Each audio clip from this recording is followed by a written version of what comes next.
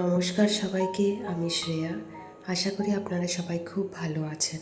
আমি চলে এলাম আবার একটা নতুন ব্লগ নিয়ে। আজ মঙ্গলবার সকালে থেকেই এত রোদ আর এত গরম, জাস্ট পারা যাচ্ছে না। আদিকে তো অলরেডি ব্রেকফাস্ট খাইয়ে নিচে পাঠিয়ে দিয়েছি। আমি এখানে নিজের ব্রেকফাস্টটা নিয়েছি ব্রেড বাটার আর গুড় দিয়ে, আর ওদিকেও জামা কাপড়গুলো সব ধুয়ে দিয়েছি। ঘরটা আমার জঙ্গল হয়ে আছে, সেটা পরিষ্কার করতে হবে। ও যেই যা ড্রেসগুলো কিনেছিলাম বেবি হাগ থেকে পুজোর জন্য, সেগুলো সব ধুয়ে দিয়েছি। আর এখানে আমাদের খাবার তো রেডি, দিদি করে দিয়েছে। এটা রাতের রুটি আর সয়াবিনের তরকারি। আর দুপুরের জন্য ভাতটা নিচে আছে, পরে আনবো। এটা ডাল, আর ডালের সাথে রয়েছে এখানে মাছ আছে, আর আমি খাওয়ার সময় পাঁপড় ভেজে নেব আদি আর আমার জন্য। ব্যাস এই আর কি, সিম্পল খাবার। মাছটাও অল্প ঝাল দিয়ে করা হয়, তো আদি আমাদের সাথেই খেয়ে নেয়, অসুবিধা। পেঁপেটা কি সুন্দর দেখুন, সুমন কালকে নিয়ে এসছে পেঁপে, কলা, গাজর এসব। তো পেঁপেটা তোলা হয়নি, খুব সুন্দর পেঁপেটা, দারুণ পেঁপেটা ছিল। আর এখানে আদির ফলের রসটা করে অলরেডি রেডি করে রেখেছি, যে ওপর থেকে নিচ থেকে ওপরে আসলে ওকে দেবো। পাশের যে জানলাটা, বড় জানলাটা ডাইনিং রুমে, ওটা অলরেডি কালকে আমি পরিষ্কার করে নিয়েছি।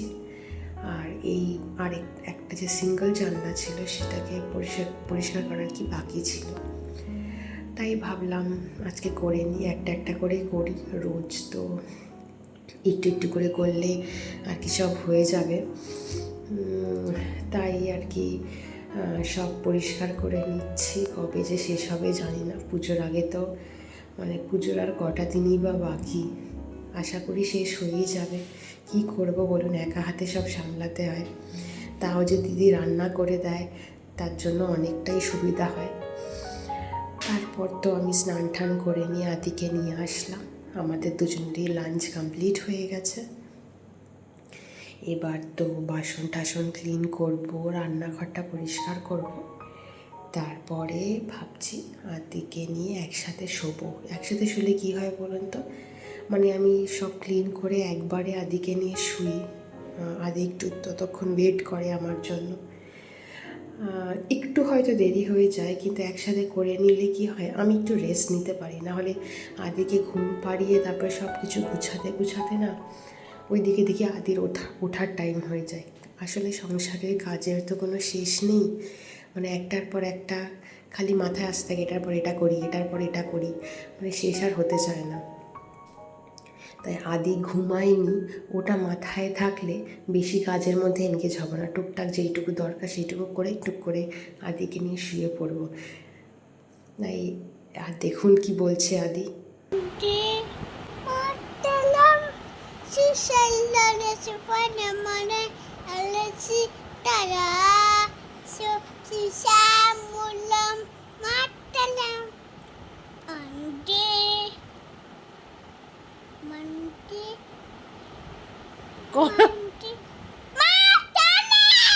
Very good.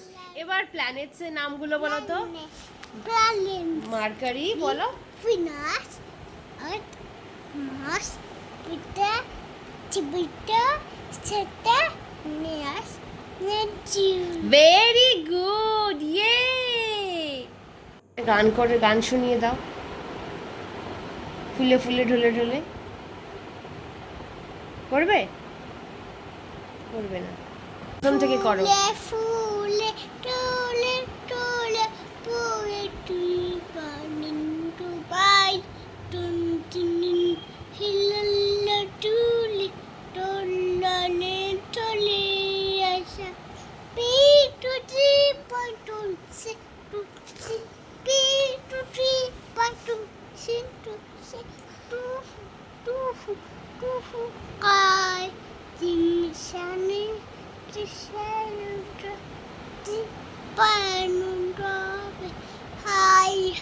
ভেরি গুড, ইয়ে। এত কিছুর পরে আদি ঘুমালো।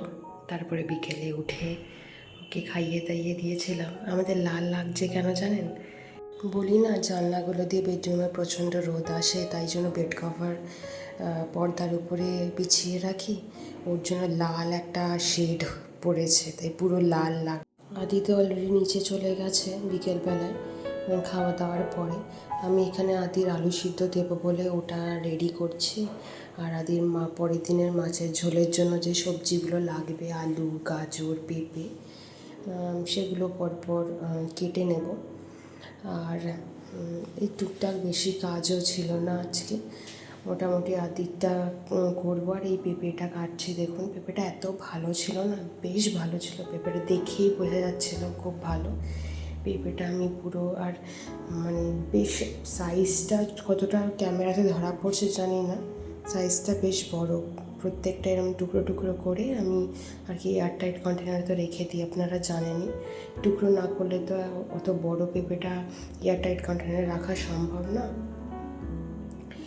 তারপরে এই দেখুন আদি যে জামাগুলো এনেছিলাম ওগুলো শুকিয়ে গেছে। এই একটা এনেছিলাম পাঞ্জাবি পায়জামা, আর তার সাথে রয়েছে একটা জহর কোট। এটা ভাবছিলাম অষ্টমীর দিন পরাবো, দেখা যাক। আর এখানে নিচে একটা ব্লু শার্ট, আর তার সাথে পরার জন্য একটা ব্ল্যাক জিন্সও কিনেছি। তো সবই ধুয়ে দিয়েছিলাম। এই জিন্স আর একটা প্যান্ট আছে, তার কোমরগুলো একটু ভেজা, সেটা বিছিয়ে রাখবো একটু যাতে শুকিয়ে যায়। আর এই স্যুটটা নিয়েছি, শার্ট স্যুট, আর এই প্যান্টটা জিন্সের প্যান্টের কোমরটা খালি একটু ভেজা ভেজা ছিল, ওটা একটু টাইম লাগবে শোকাতে। বাকি যা জামা কাপড় শুকিয়ে গেছে সেইগুলো আর কি ভাঁজ টাজ করে নেব। আর যেগুলো ইস্ত্রি করার আছে টুকটাক সেগুলো আলাদা করে রাখবো। যেমন আদির শার্ট ফার্টগুলো, এগুলো তো আর ইস্ত্রি করার দোকানে দিই না, ও ছোটো জিনিস, সেগুলো আমি নিজেই করে নেব। আর ব্লগটাও এখানেই শেষ করব। আমার ব্লগ কেমন লাগছে প্লিজ কমেন্ট করে জানাবেন, আমি অপেক্ষায় থাকি। আর খুব ভালো লাগে আপনারা কমেন্টে জানালে। যাই হোক, ভালো থাকবেন, টাটা।